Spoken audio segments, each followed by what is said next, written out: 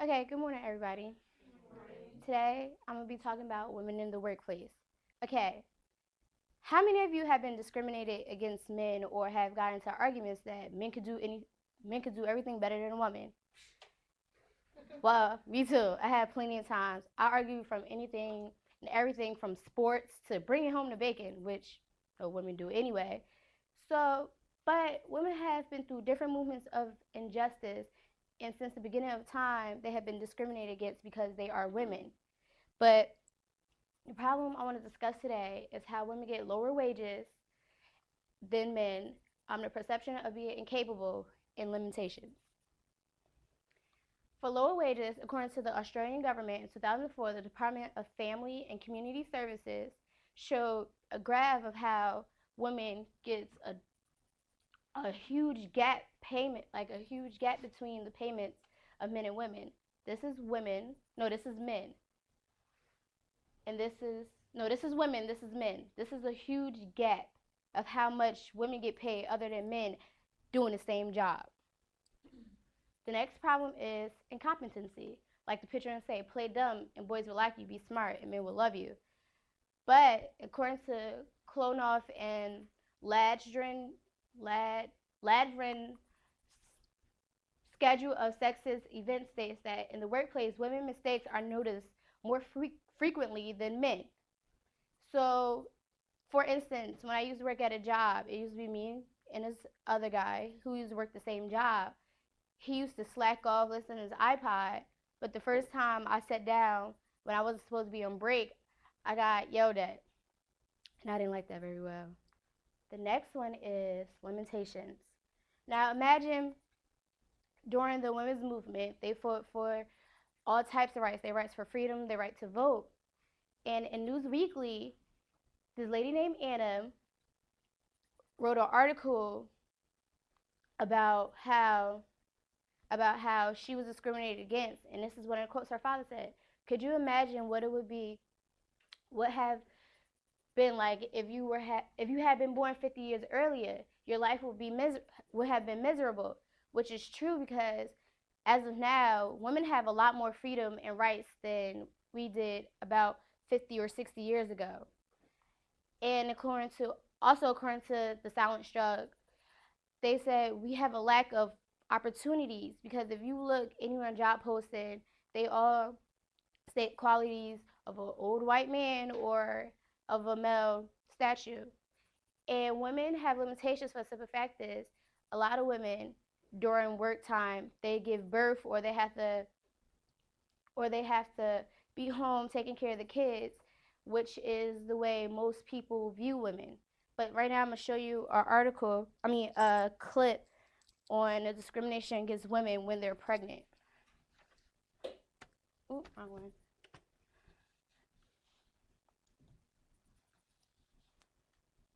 For 30 years now, it's been against the law to discriminate against pregnant women for jobs. But a report in the Journal of Applied Psychology found some surprising cases of discrimination anyway.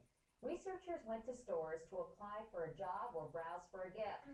Sometimes they wore a prosthesis that made them look pregnant. They found that women who asked about jobs when appearing pregnant faced, quote, significant interpersonal hostility. How's that for a euphemism for incredible rudeness? But when the same women just went shopping, they faced patronizing behavior. Physical touching, for example, are being called sweetie. The head researcher concluded that there are still a lot of challenges facing working moms, including subtle and not so subtle forms of discrimination.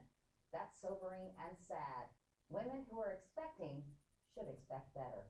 That's a page from my notebook. I'm Katie Couric.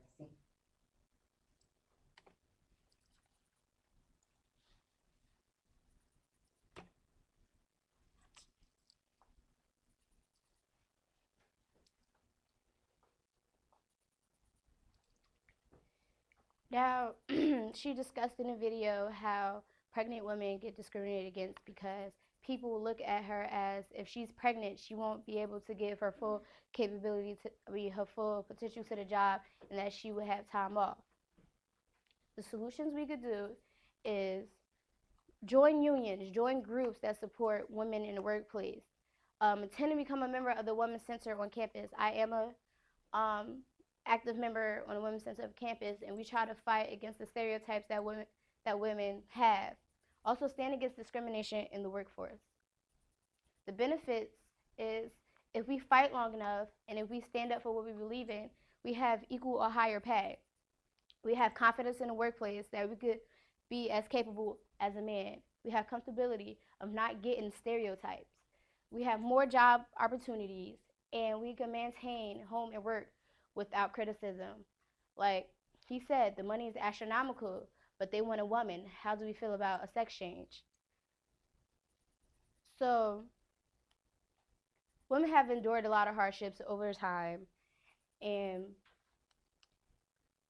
women have endured a lot of hardships over time. We went through menstruals to giving birth. If we could do that, we could do anything.